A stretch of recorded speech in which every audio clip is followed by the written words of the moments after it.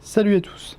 Après avoir étudié les cartes marines sur internet, des documents d'archives, livres ou discuté avec des amis qui vous ont donné des coins de pêche, vous pensez avoir trouvé des postes intéressants pour la pêche. Il s'agit maintenant de reporter les coordonnées des points obtenus sur le GPS. Deux cas possibles, on verra aussi l'astuce pour transférer directement ces données sur un autre GPS. On y va!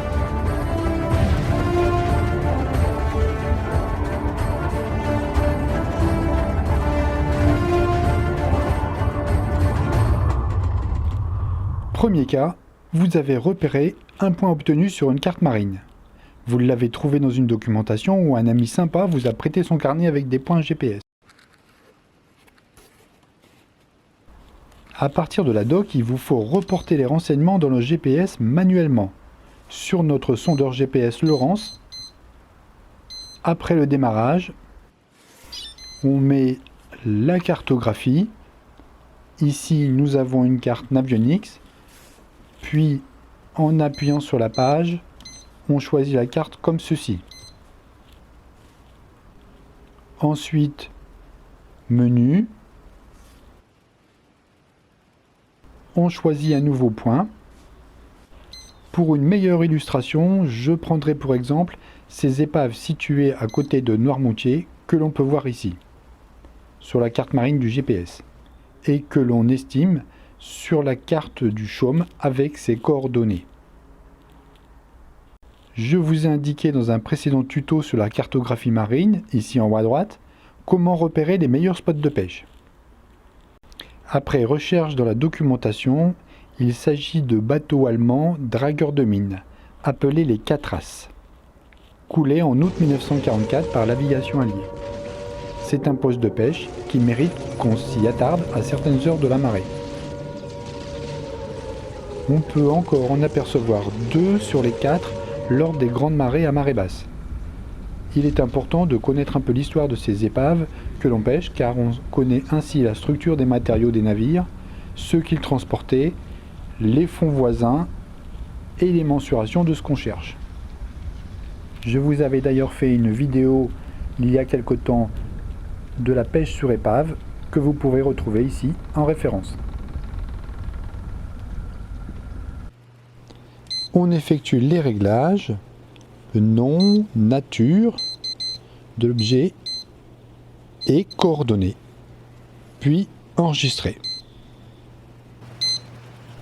Vérification, le point correspond bien à la carte marine internet.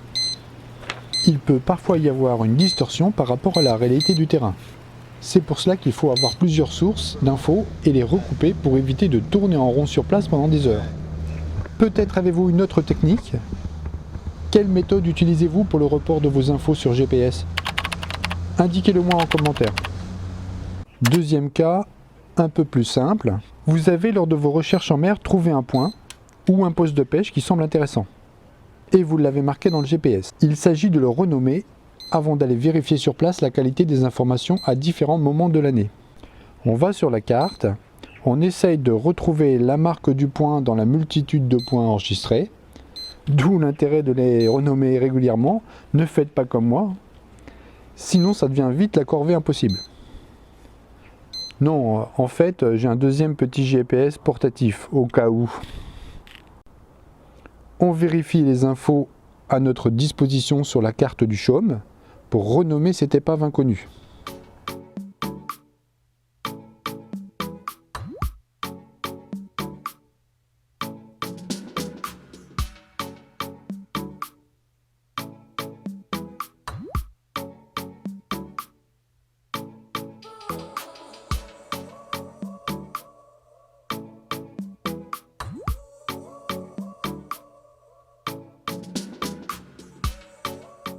Ensuite, on déplace le curseur sur la zone marquée.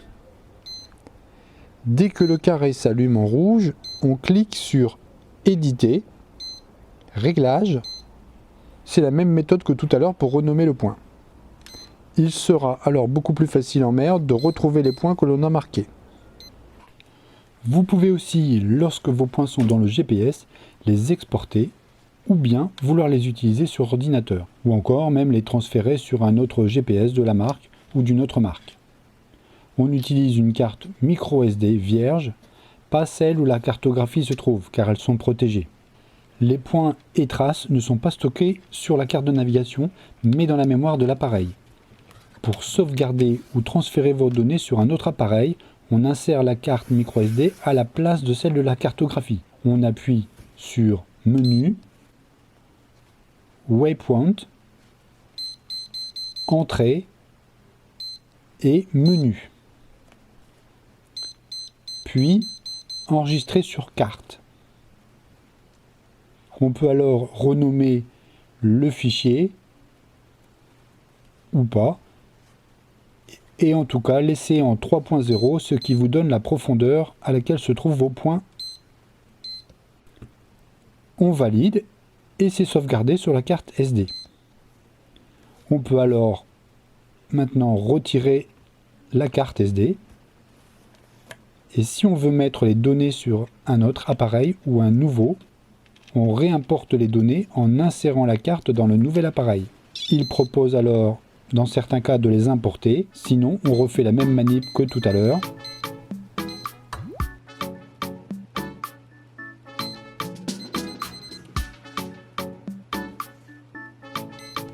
On valide. Voilà, c'est fait. On peut alors retirer la carte micro SD et remettre la carte de navigation.